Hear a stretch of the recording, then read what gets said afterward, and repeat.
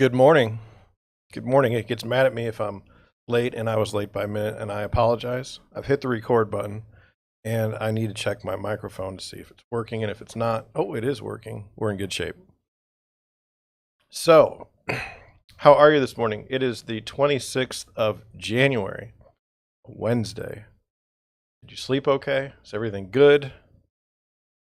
Happy? Healthy? How's it going?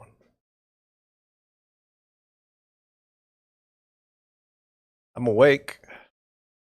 I can tell you that. I'm here with you. There's no place I'd rather be. And we got a lot to talk about today. I don't know if it'll come out right. Not the smoothest orator in the world. You know, people go to school for this kind of thing, right? People go and get communications degrees and they learn public speaking and everything. I didn't. And I get really nervous in front of a bunch of people. So what happens on the chat is I can see how many people are in the chat at all times. Okay. And yesterday was the first day where people actually came to the chat and were there. And so rather than just go through my normal thing, I got scared because I was like, maybe I'm supposed to put a show on for these people, right? Maybe I should dance. You know, like, I don't know how they're here. Like, I don't know why. Now, I had it, if you've watched the show before, I had to turn off the ability to chat. Just, you have to be a subscriber to chat on mine because I was getting all kinds of spam. Like, and I don't have a moderator. I don't have, I can barely work the chat and the camera and the stream at the same time. It's tough for me. But gosh, there's so much going on in the world. I don't know. How would you describe yourself? Well, I'm a real estate broker in South County, St. Louis, Missouri. I have like 7 businesses I've started or tried in my life, and they've all failed. I don't know. I've taken chances and they haven't paid off. Now, am I like everyone else? I don't know. I think we all want to believe we're special, right? We all want to believe that we're unique and individual, but I don't know. My experiences have led me here. My basement in South County. So anyway, I had for the first time I had viewers, and let me see what number I'm in. I'm in my 59th consecutive live stream, and I had viewers at the beginning. I had my friends and family, but after a while they checked out. They're like, he's just going to keep doing this, and we have other things to do. And so for a while there, it was just me and the Russian spam bots, and it was depressing. But then yesterday, seeing those people on there now, did they get to my stream by accident? I'm sure. I'm sure they went to click something else and they weren't successful. One of the things I'd like to do is a feature, which is wrong. It's bad. We're not going to call it. I'm going to say it's bad streaming. It's not bad radio. One of the things I want to do is just see, who's all beating me on live streams today. So I got Ricada's got 6.7 thousand people watching. So when I tell you that I'm not sure if there's an audience at 9 o'clock Central Time in the morning for a live stream, that's not true based on that. Now, he's talking about a trial. I'm talking about real estate. There's a radio-thon, basically, a 1980s style mix that's going on. There's 1.2 thousand people watching that. Again, I've got no one in the chat right now. Got no one in the chat. Now they've got, the next one is Space Synth. 58 people watching that. And then there's a live hummingbird feeder cam in Studio City, California that has 41 people watching. I'm at 1. So am I depressed? Well, I mean, hummingbirds are cool, right? I mean, I get it. What else do we have? Crypto music for coding. That's been big the last couple days. They get on the front page. That helps in YouTube, I think. And then the Nuke Airport National North. There's 63 people watching that. 25 people watching trying to learn finesse and new settings. I don't know what that means. Somebody talking about crypto. Somebody talking about gaming. 32 of that. The crypto people have 27,000 people watching. What else we got?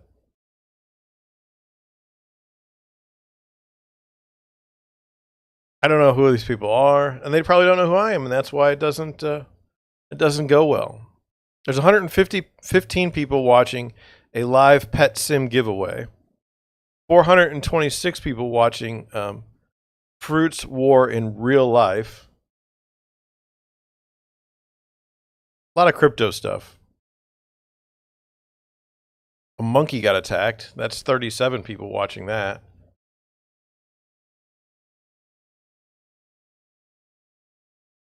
It's just like people are doing better than me. Okay.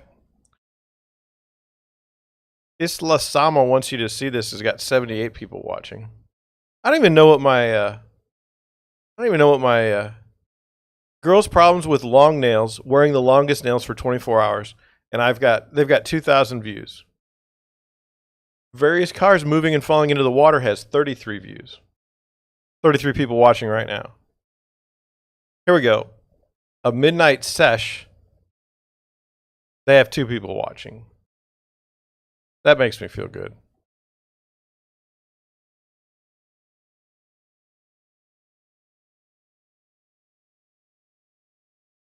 I don't have 2 people watching. I have 1. It's me.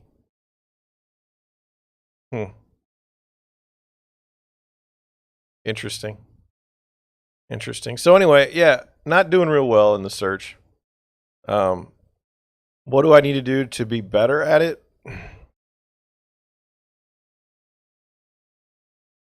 I don't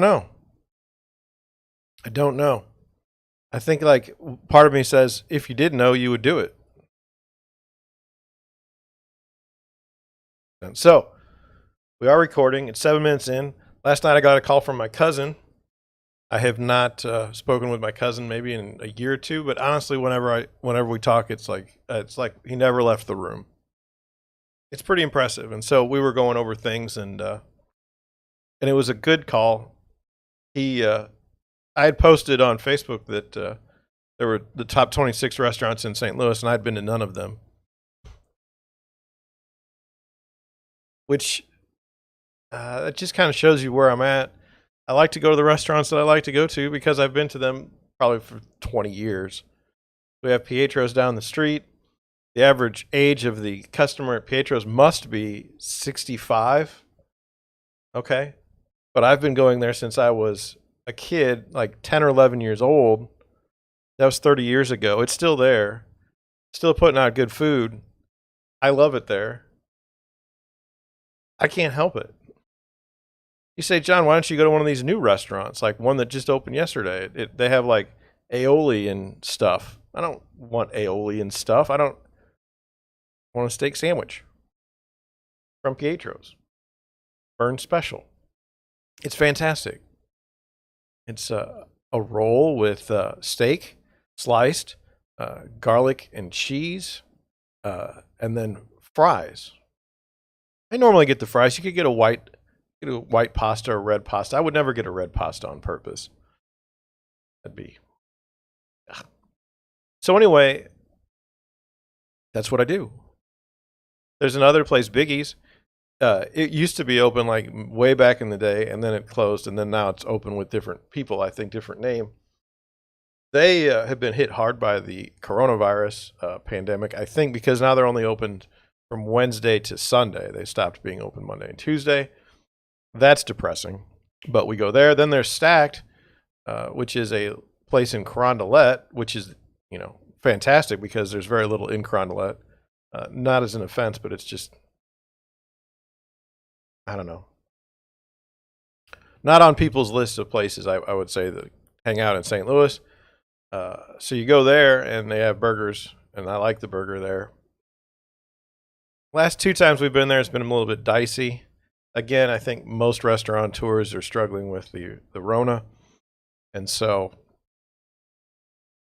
but I mean, other than those 3 restaurants, I really wouldn't, it wouldn't occur to me to go, well, we got the Bosnian restaurants. I got Barracks. I like that one.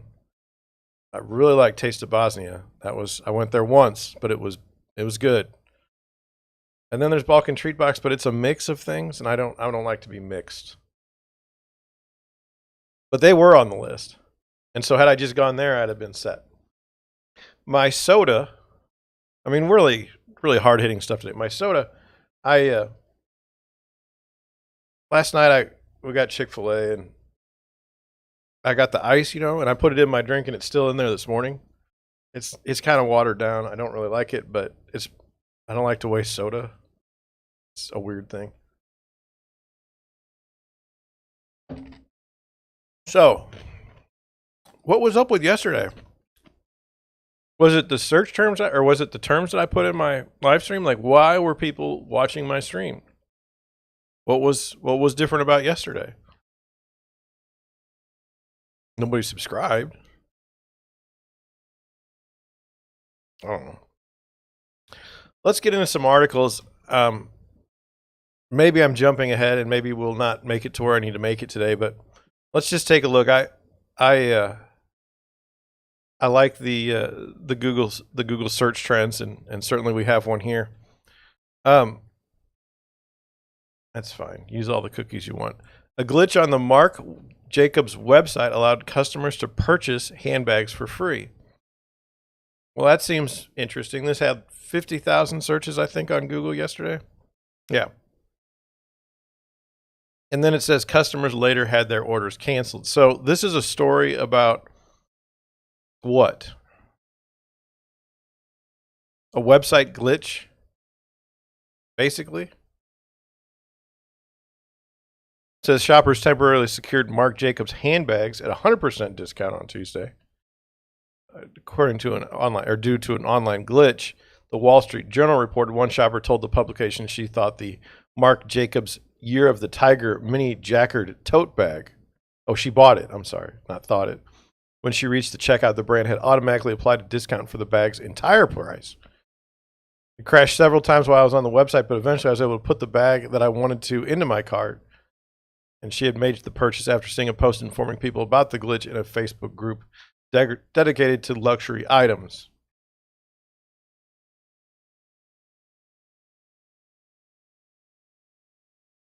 It ended up being canceled. So what is the story here again? There was a website glitch where people tried to order bags and they weren't able to. 50,000 searches. So I was like, interesting. Why would this, I mean, what about this made it so fantastic that the searches were higher in volume? I mean, on my website, there's a number of glitches. We don't sell houses for free or anything, but it's not unusual. And then when I went to look at where were they getting this story from? Well, there was the Wall Street Journal article, which was one, and then there was this one, and there was 2 others, but of the 4, 2 of the articles looked exactly like this. So it seems odd to me that there could be 50,000 more searches on Marc Jacobs yesterday because of a free purse that wasn't free than like just a normal day. I mean, there was literally only 4 sources. I went on Google News and looked up there just to see if there was something else. Nothing.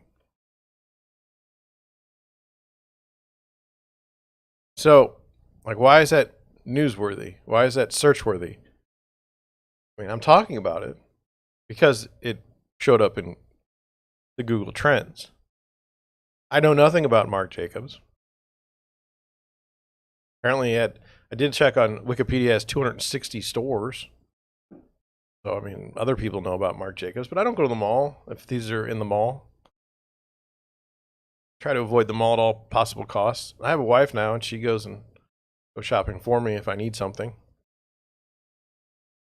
Anyway, Marc Jacobs, website glitch, 2022. Doesn't seem weird, but 50,000 more searches than usual.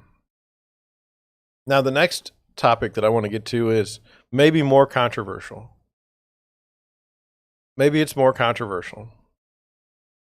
And I mean, I pulled this out. There was 200,000 searches. Slow search day yesterday.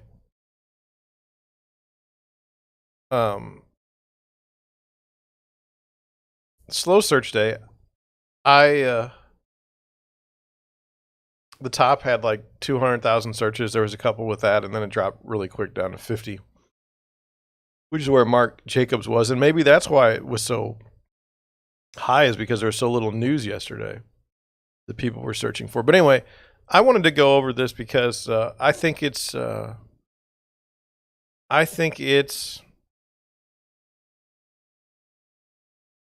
part of a greater commentary. Neil Young, no, okay, let's just get over it. So Neil Young to Spotify, either remove my music or the Joe Rogan podcast.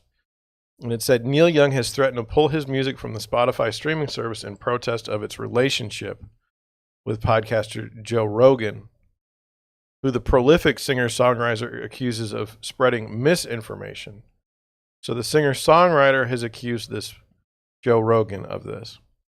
It says Young, who survived polio as a child. So this makes him somehow more pure to be able to cast stones on Joe Rogan. Briefly posted a letter on his website addressed to his manager. So that's another thing, is it's 2022. Who's rocking letters?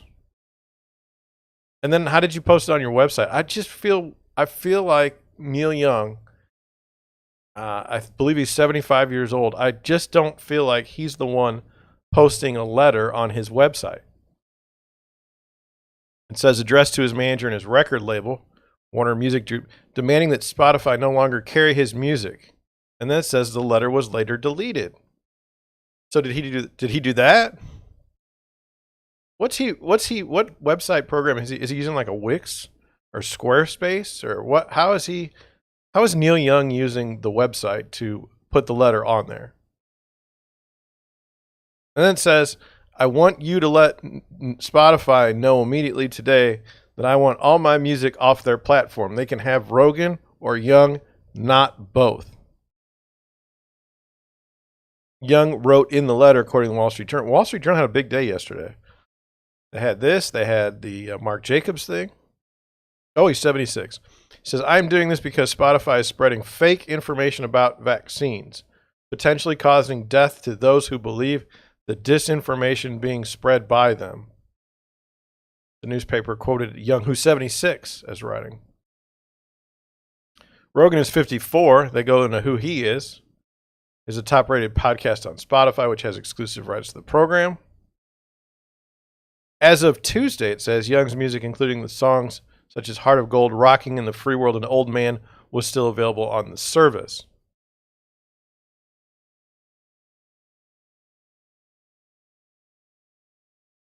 What I like is, now this is how the trick is done. Rogan, so now they're going to talk about Rogan, who began his career as a stand-up comedian, has long stirred controversy with his views on the pandemic, government mandates, and vaccines to control the spread of the coronavirus. He has questioned the need for COVID-19 vaccines on his show and has said he used ivermectin, an anti-parasitic drug that has no proven benefit against COVID. So there's your hit job right there. Okay?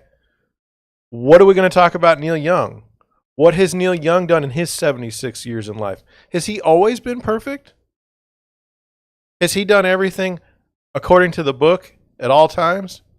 Is he some sort of beacon of hope and purity? No. But you're not going to see it here. So this celebrity, Neil Young, attacks Joe Rogan, also a celebrity. And because Young's views, I guess, are the popular views, they're allowed to smear Rogan without smearing Young.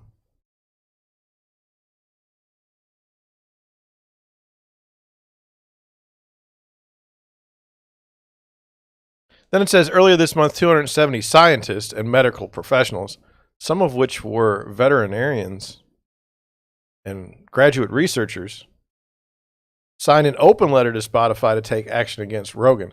They're after Rogan. Let's not sugarcoat it. Why are they after Rogan? And who is they? They is anyone that's against Rogan. Neil Young is a corporate shill. Has been for, 60 years? Well, not that long. 50 years. He signed a record contract with Warner Music Group. He is bought and sold by Warner Music Group. Any sort of independence, any sort of attack on the mainstream institutions by this man has long been finished. He is a corporate shill. Neil Young, corporate shill. And what I love in this thing is we have these people in life that Neil Young promoted many times by everyone as being such a wonderful musician, and perhaps he is. In fact, in the article it says he's a prolific singer-songwriter. When I was in college, I bought Neil Young's Harvest Moon and played the CD in my car until it got stuck in there. And I'd listen to Old Man every day at least 30 times. Neil Young, at that time, really profound stuff. Okay? Now, 76 years old, I don't think anyone under the age of 30 would even know who he is, or would they care? And when he comes out, when Grandpa comes out and gets angry at a youngster, I think it's ridiculous. I think it's absolutely ridiculous. And to see this man, who is supposed to be some sort of independent voice, Neil Young, just be a corporate shill, it's disgusting. It's disgusting. I mean, how many millions of dollars has this man made to sit here and do this at this age? I mean, Fauci's 81 years old. This guy's 76. You know, some of the rock and roll stars, hate to say it, but they passed away young, and they always had a legacy. I mean, Elvis died young. Neil Young still living and still making an ass of himself. An absolute ass. This is someone who's never listened to the program. This is ridiculous. And it's not even Neil Young. It's his handlers. That's what makes it even more sick. Like, this guy has nothing else better to do than to talk to his handlers about Joe Rogan. Need to sell more records? Yeah, records. You know, this is how bad it is. So I have no interest. And by the way, I'm not going to get into it. But let's just say I don't want to hear anything about Neil Young anymore. I don't. I'm done. I'm done. And that's the other thing. I don't want you to think that there's a boycott or a ban in place for Neil Young. It's just irrelevance. It's over. His career is done. It has been done for what? I think he was on MTV in the mid-90s with Pearl Jam. I mean, does anyone sit there and clamor for Neil Young music? Like now? Youngsters? I mean, at some point in time, ride off into the sunset and go away.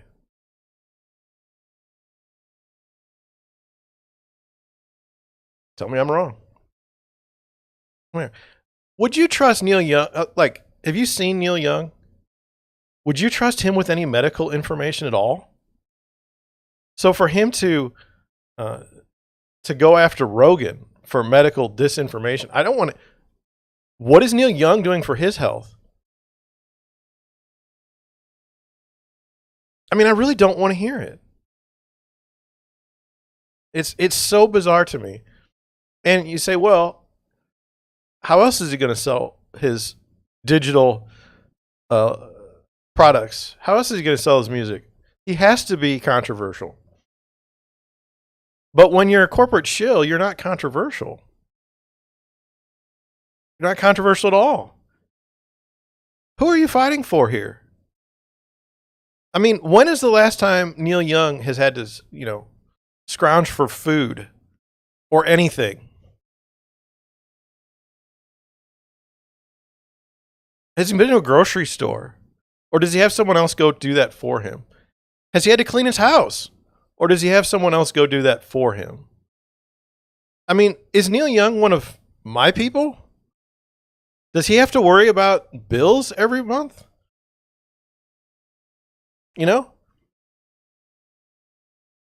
I think this man has lost any sort of relevance. I think it's sad to see at the end of your life that you are so out of touch with everyone that you lash out like this. And I have no use for this.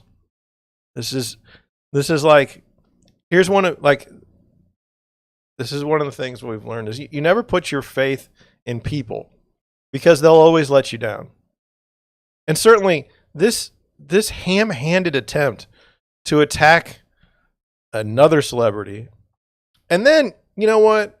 A man of principle having his assistant posted on the website, okay? And then, oh my God, people are like, okay, who is Neil Young? Let's get rid of him instead. Oh, we better take it down. This didn't go like we thought it would. No use for him. No use for him. Shame on him. Shame. How pathetic of an individual are you when you are so used to the limelight, so used to the fame, so used to people telling you you're brilliant and wonderful, prolific even in this article, to write such a stupid letter, to have one of your handlers write such a stupid letter, your publicist write a stupid letter in your name, and then post it on your site, and then leave it up there. Leave it up there for the world to see how far out of touch your name has become.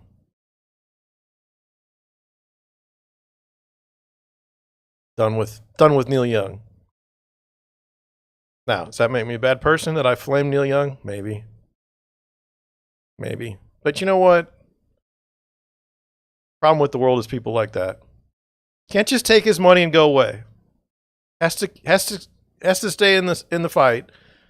Way past any time that would make any sense. You know what Spotify should do? They should get rid of his music just as he requested.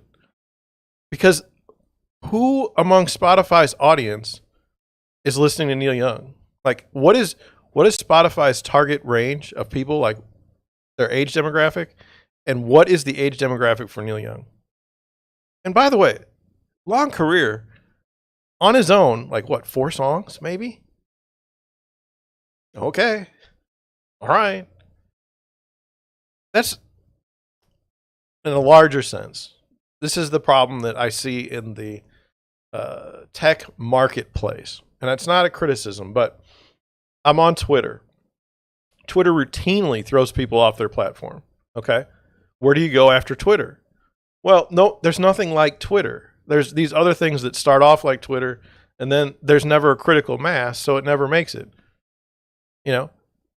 Same thing with YouTube. I love YouTube. The potential for YouTube and the greatness of YouTube is just something to behold. But they throw people off the platform all the time. I have no idea what I'm going to say that's going to get me booted or censored. And I feel like I'm a pretty mild-mannered person. And I don't think I'm a threat to the world. Threat to someone's health. I mean, really. So where do you go other than YouTube? Well, there's other places, but there's nothing that has the mass, the amount of people that are on the platform. And so in the music space, if Neil Young doesn't like Spotify, then fine. Then go to Apple Podcasts or Apple Music, and people can listen to you there. Maybe they have a radio station somewhere that people still listen to. Listen there. It's not that big a deal, but these companies have so much power. They have so much power. It's amazing. The ability to silence someone's voice. Now, this voice of Neil Young's is not a dissenting voice. That's why I don't have any interest in hearing it. It's the corporate shill voice. It's ridiculous. It's ridiculous. So that's, in a larger sense, that's why we have free speech. Like, I'm going to say stupid things. I talk for an hour a day, and then I have a podcast where I talk again. It's for me, it's very difficult to speak. My words don't always come out right. I will acknowledge my mistakes and we will move forward. Or if I don't feel like I've made a mistake, I'm not going to apologize. Are celebrities allowed to make mistakes? Absolutely. Absolutely. But in this case, he spoke and he found out very quickly what people actually thought.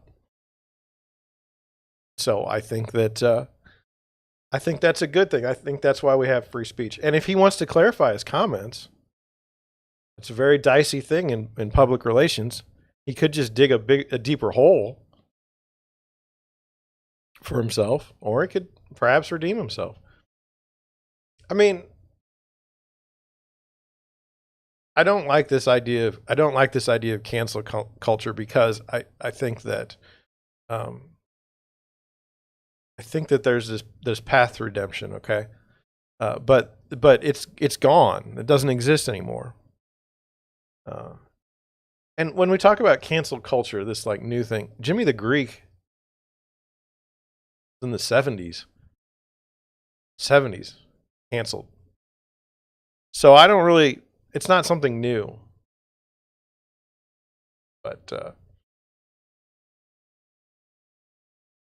I don't know. You remember the Gillette commercials that, like, Gillette sells razors to men primarily. Okay. For 100 years, they literally sell, and every year they need to add a layer of razors to their razor, so that now they have like 7 blades. They're going to get to the point where the razor's bigger than your face. But anyway, they went on this wonderful thing that says that men beat women and men are terrible their entire life and they should all just off themselves.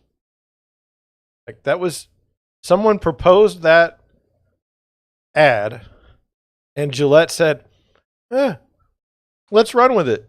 What's the worst that could happen? Something like an $8 billion write-off to the brand because of your stupidity. So what's my point there? Well, you're allowed to speak, but you're also going to pay the consequences when things go wrong. Now that's different. We hear these words, holding, we're going to have accountability. There's no such thing as that is a very, very bizarre concept. We're going to make them accountable. No, you're not. Not in the way you think. Not in the way you think. Did we hold Gillette accountable for their actions? No. They still exist. They will still do stupid things in the future. The lady that started the ad, I guarantee you, will get better jobs elsewhere. She's not being held accountable for that. In fact, one of the bigger arts in business today is, how do you avoid accountability if you're an employee? I didn't do that. It wasn't me. I'm sure she found a way to shove it on somebody else, and good for her. because that's how we do things now. There's no accountability. And what is the accountability for things, you know? Like, what is the appropriate response? Like, Neil Young is like, are you mad that you didn't get your pudding this morning? I mean, really, like no one's sitting there saying, "Oh, because Neil Young said this, I'm going to change my life." You know? It's just bizarre to me. I don't know. But they're not being held accountable. Neil Young's still going to have his maid go and make him some pudding. She'll go to the store and get it, and then he'll be happy again. And he won't have his handlers post letters on his website. So, not really being held accountable. You know, it's just bizarre to me. A bigger question would be: is Neil Young upset that he's never been asked to be on Joe Rogan, who's probably the most influential person in the United States right now as far as media is concerned? I mean, no one's watching the news versus Joe Rogan. I mean, it's 100% on Rogan's side there. I don't know. 36 minutes in, not one viewer more than me. Kind of sad, especially after yesterday when we did so well. You know, there's these points where it's like, you know, we're doing better. And then we get a day like today. I mean, I was energized to come to the show, and by your non-watching, you've kicked me. You've kicked me, which is okay. It's fine. I've been kicked before. And I know you guys watch afterwards. And I know that not everybody can watch at 9 in the morning. But, I don't know. It'd be really nice. I think I've been stuck on 54 subscribers since, like, January 4th. I didn't look it up perfectly. I can look it up. Let's look. We got time. I think it's like January 4th was the last subscriber. And I could really, 55 is better than 54. I'm pulling it up. If I drop a frame, I'm sorry, because my computer's like not great. The 6th. I'm sorry, the 4th. I did it. I was 100% right. The 4th was the last time I gained a subscriber. That's tough. That's tough. Day after day. Anyway.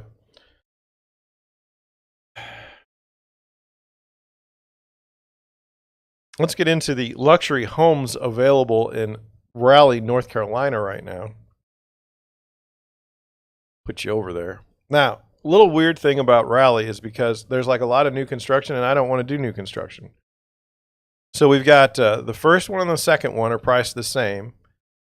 One's Sotheby's, one's Berkshire Hathaway. Okay. And then new construction, Berkshire Hathaway. So I will say that of existing homes, Berkshire Hathaway is doing okay on their listings. Let's look at the first house. $5.5 million, 4 bedrooms, 6.5 baths, 12,000 square feet on a 5-acre lot. Now, different zip codes. So here we go. Single family home, been on the market 152 days. Property history, sold in 2018. Listed since 2018. Weird. Just weird, what's going on. It's been listed since it's been purchased. So 43 pictures, $5.5 million. I love the way the house looks to start. Okay. Let's see if the details are very long. French-inspired estate, remarkably unique to the triangle, sits hidden behind a tree-lined gated entry. The winding driveway stirs the senses as the crown jewel of Morning Mountains Estates is uncovered. The convergence of the natural setting and masterfully designed manner takes your breath away. Once entering through the stunning custom-designed front door, the grand marble foyer leads to the bright living room filled with an abundance of natural light. Nothing compares to the exceptional construction that showcases hand-carved imported fireplace mantles, marble flooring, and Brazilian walnut and red oak hardwoods. Floor-to-ceiling windows overlook the majestic pool and cabana with an inviting outdoor space. 6 fireplaces, all with distinctive appointed designs, define this home's architectural detail and beauty. The swirling main staircase, accented with custom hand-forged iron balusters, leads to the opulent owner's suite with a winter view of the lake. Each side of the owner's suite connects to separate palatial oversized baths and closets. Okay. All right. So let's take a look. I mean, that's nice. There's your curved staircase.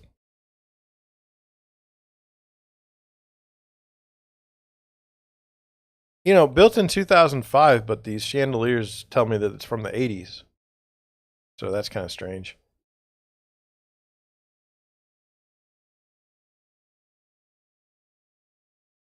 What do you think of these double kind of island bar things?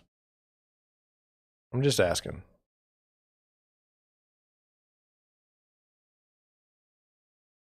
I mean, I like an island, but I don't know if I like 2 of them.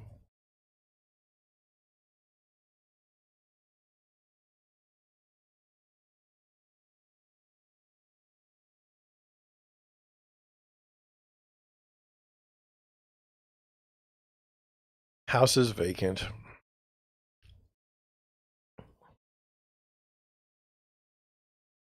That's the closet. Bathroom is big.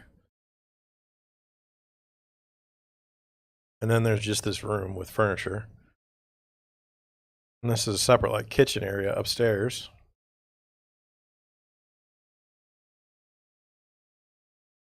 Laundry room. That's nice. Elevator. Love the elevator. Thank you for putting it in the pictures. And this is the outdoor space. And it's like, I love the outdoor space. And the pool. It's got the little fountains. They don't have them on.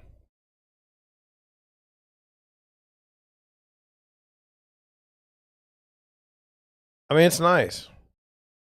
Right? It's nice. I suspect this is all a garage. But, okay, $5.5 million.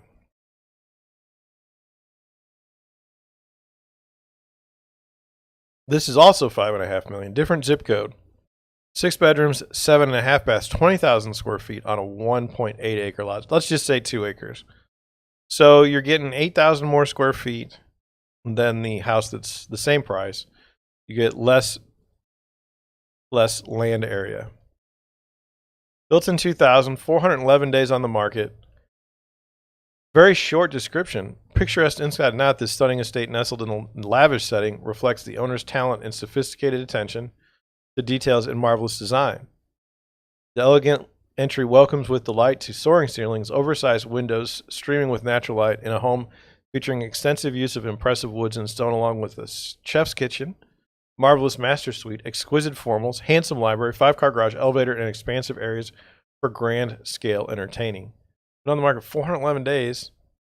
Not great, but it has not been, I mean, it's been on the market consistently. I mean, 2020, it's been listed and it's been listed ever since.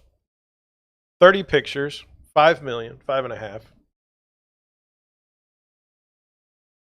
The house doesn't have that look that the other house did for 5.5 million. It does have extensive gardens. The design is not where I'm at in my life, but I understand it. Oh boy. I mean, that's a beautiful room. Again, I mean, a beautiful room, a beautiful library. And, you know, as we go on, what are we doing with libraries and homes? I mean, do you just go to the used bookstore and buy a bunch of books and put them in the shelves? Because who's reading books? Like, I love books myself. My wife hates them. She wants to read everything on her screen. Just asking. It seems like if you have a book, it can't be taken away from you. where it seems like a digital print of something has been removed from you before, or can be, and therefore not as secure. Interesting office. Just too much stuff, though. I mean, no offense, but this looks like it's busy. It's hard on the eyes.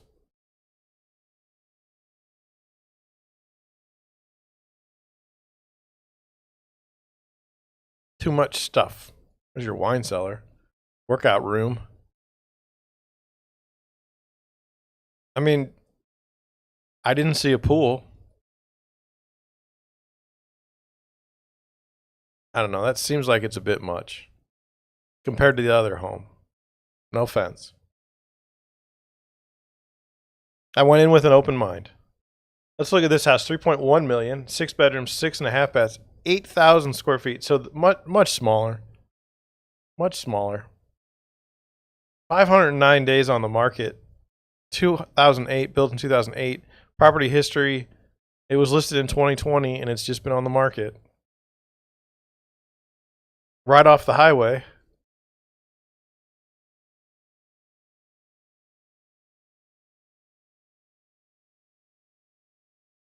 I don't know.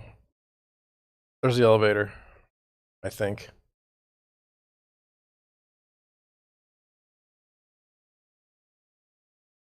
I mean, look at this. Look at this lamp. Look at this TV that doesn't seem to fit in the space. $3.1 million for this.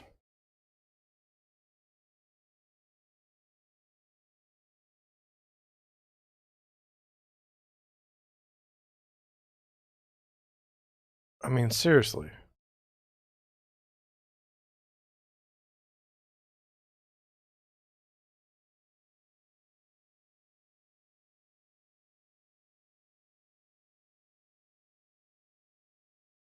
All right.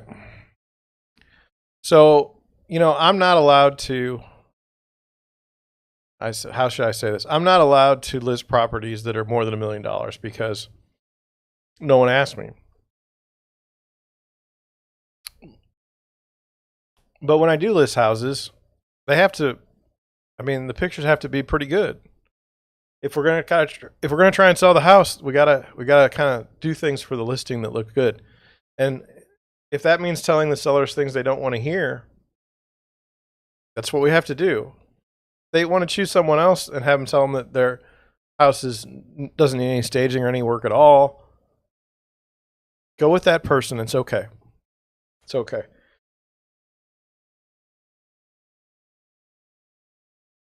It's tough though. You're an agent and someone says, "Hey, I've got a $3 million listing. You want to list it?" And you say yes, and you don't want to offend the seller in any way.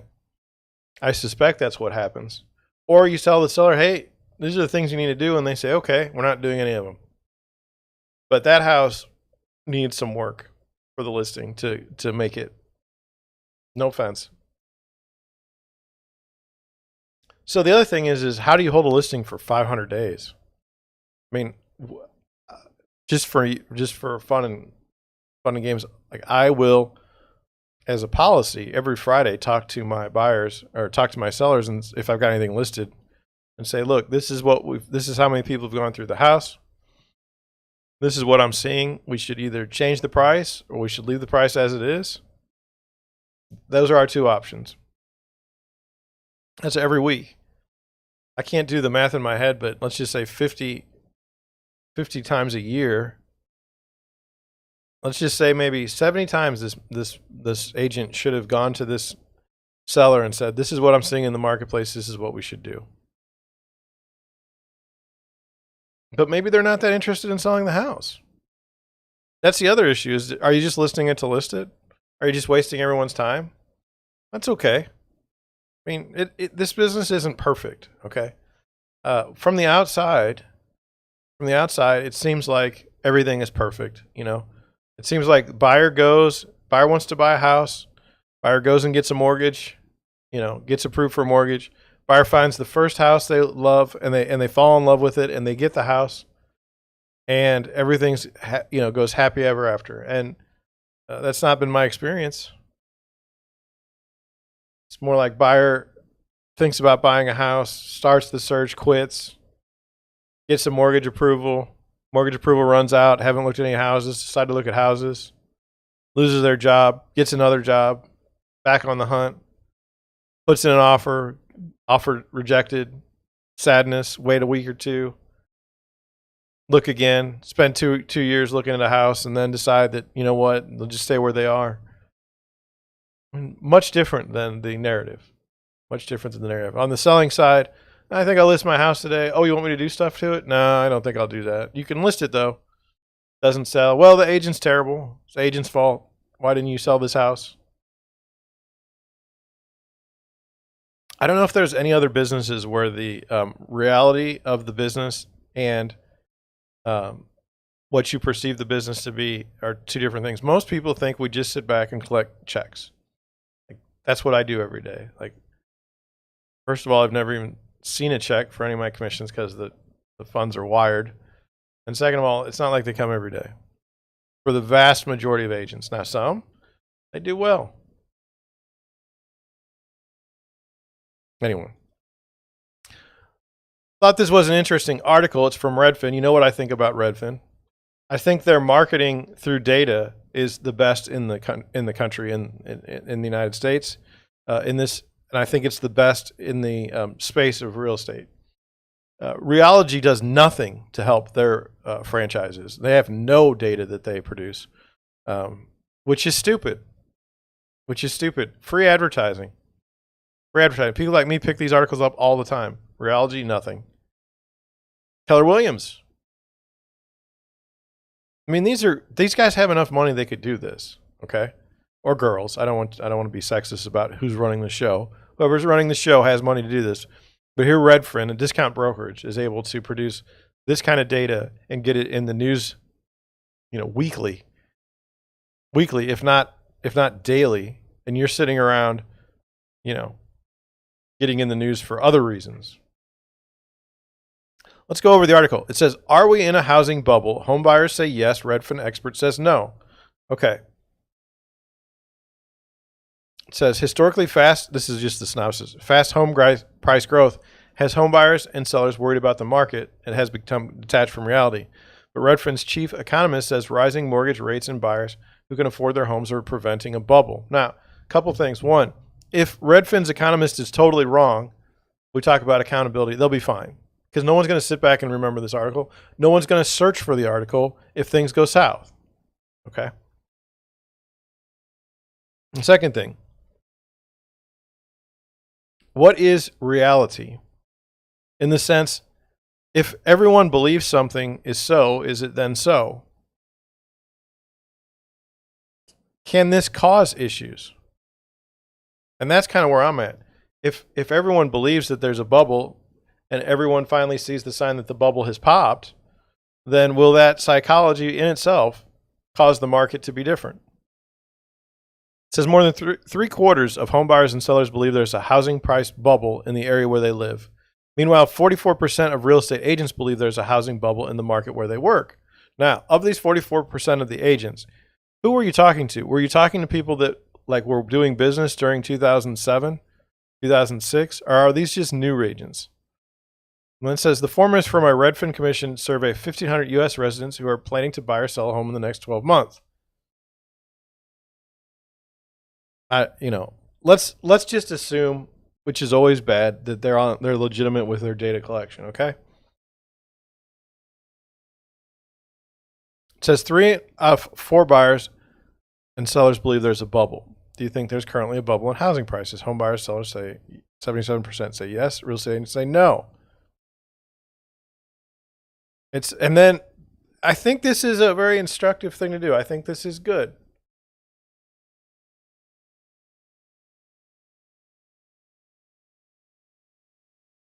A housing bubble is characterized by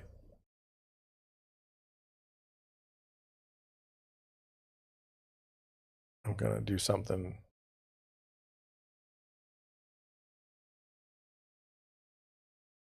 I just found my podcast article. Let's define the housing bubble. A housing bubble is characterized by rapid, unstable growth in home prices, eventually bursting when demand no longer supports the high values, followed by sharp price declines. It's typically caused by an influx of demand from home buyers and real estate investors. Well, we certainly have had an influx of demand from home buyers. It says, from the chief economist, we're not in a housing bubble. The housing market has been ultra competitive.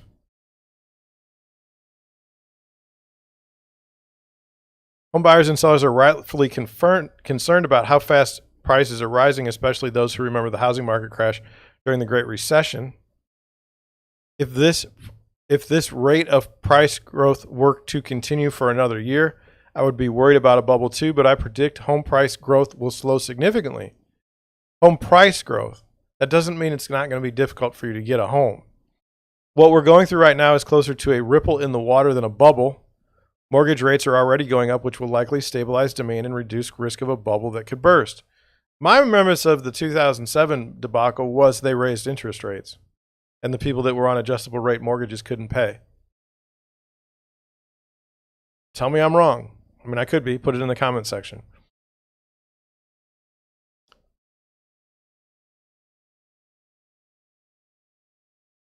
I don't think if the rate of price growth were to continue for another year, I would be shocked.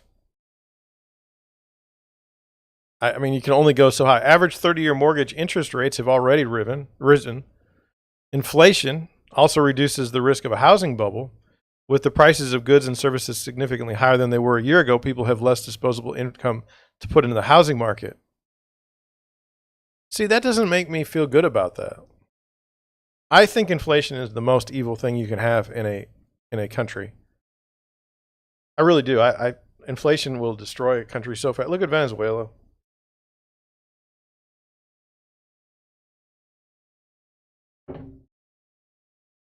Now, here we go.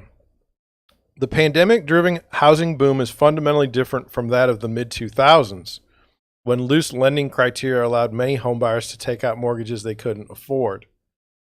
That resulted in millions of foreclosures and a sharp decline in home prices. Today's lending practices are much stricter, ensuring buyers can afford their monthly payments. Additionally, this boom is characterized by Americans moving to new parts of the country and new neighborhoods because of their relative affordability. That's a narrative, okay? That's a narrative. And if they're wrong, what if you're wrong? Where is the accountability? Today's lending practices are much stricter. Why is it the lender's fault? I love that it's like the lender said you have to buy a house in 2007. It was the lenders. It's ridiculous. It says this housing market is much stronger than it was before and during the Great Recession. There's a very low likelihood that home prices will go down anytime soon. Okay, but when they do go down, how fast will that happen? Do we care? I don't know. It seems like a bad deal. But, I know this sounds weird, but I have to work within the market I'm given. Okay? So if you need to buy a house right now, we'll go buy a house. I can't tell you if 10 years from now the house, will be worth more or less. I can only operate in this market. The same way with the sellers. Okay. Some people are getting flack for selling their houses to iBuyers. The iBuyers, like Zillow, paid too much money for the houses. And they were driven out of business. Well, Zillow was, because of that. At least that portion of their business. They paid dearly for overpaying for houses. Should sellers sell their houses for the most money they can? Should they care about their communities? Well, I don't think people do. And I'm okay with that. It's one of the things that I'm at odds with many people. I believe that people work in their own self-interest. I don't think that's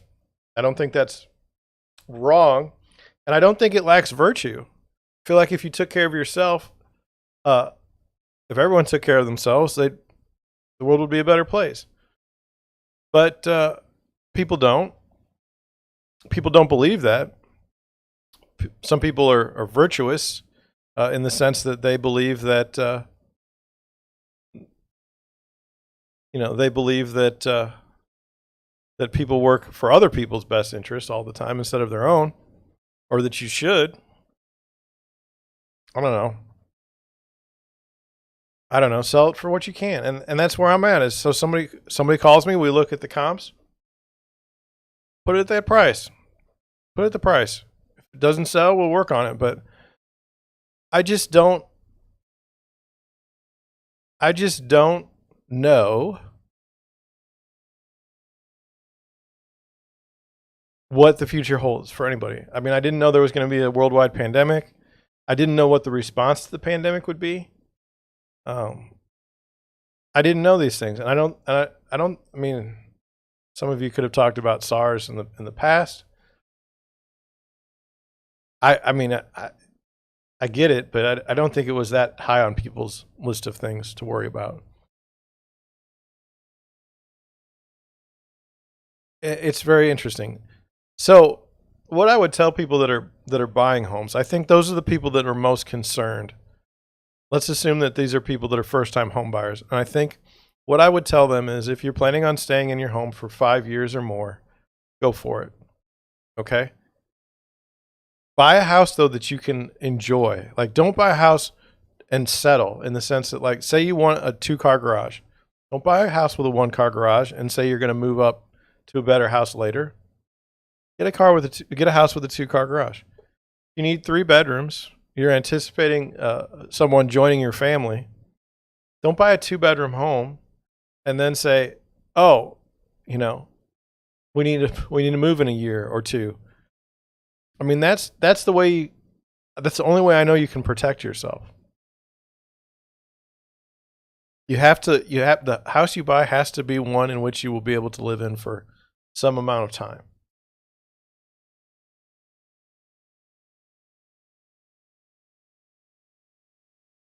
That's my thoughts. Had a good show today. A little disappointed with the turnout. A little surprised given yesterday.